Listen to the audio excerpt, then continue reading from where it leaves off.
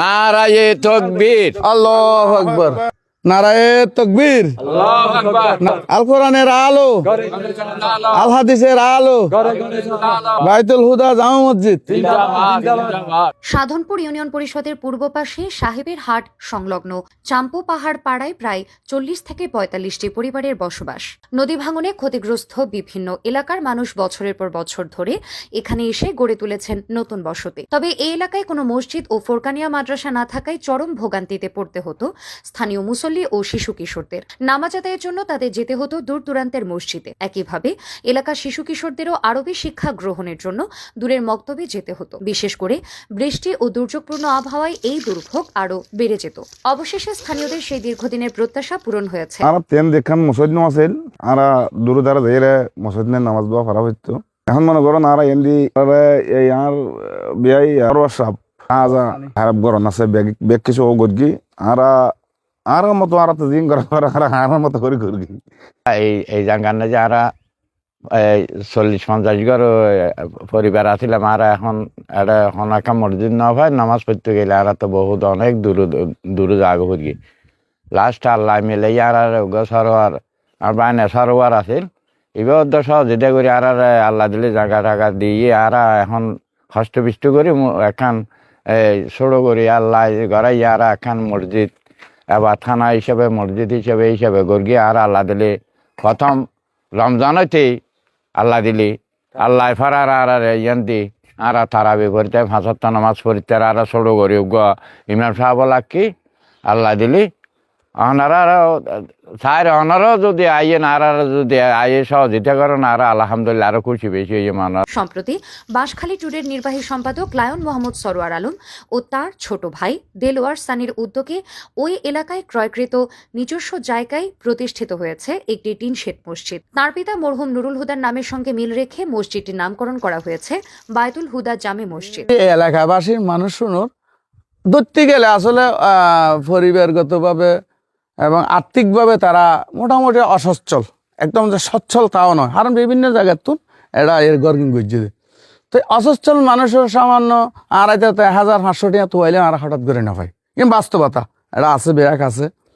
তো দূর দূরান্ত বাইরে হলে যারা ইতারার ফারাইলে হলে যারা আছে ইতারার যদি কোনো পরামর্শ করি এর আর একবার সিদ্ধান্ত লইম দেখি আসলে তারা বাইরে তো অনুদান দিলে তারা লইব কিনা।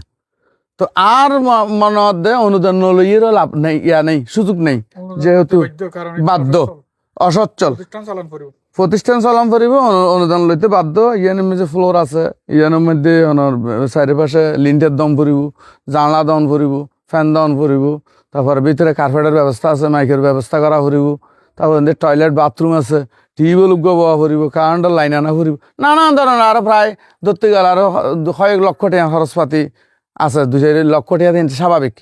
তো এটারা আশা করি আরও বইয়ের এখান সিদ্ধান্ত তো আশা করি লইম যে আশা ঠিক আছে, কিন্তু লোয়াই পরিব আমি অনুদান দিলে লইতে বাধ্য। আর ভাই আছে, ভাই আল্লাহ লাভ করলাম এখান দিয়ে 50-60 পরিবার আছে, এখানে মসজিদ দিলে কেন তো হদ আসছে ঠিক আছে, তো কি করিতে পারি। তো হদ আপাতত তাহলে 2 ঘন্টা জায়গা মধ্যে ইয়া করেন আর এখানে জায়গা কিনি প্রায় 26 ঘন্টার মতো জায়গা কিনি। তো একটু না আপাতত প্রথমে 2 ঘন্টা জায়গা মসজিদুল্লাহ দিই, তারপরে হেফজখানাল্লাই, তারপরে মাদ্রাসাল্লাই, দাফে দাফে যাইব। তো এই মসজিদের নামকরণ বাইতুল হুদা জামা মসজিদ।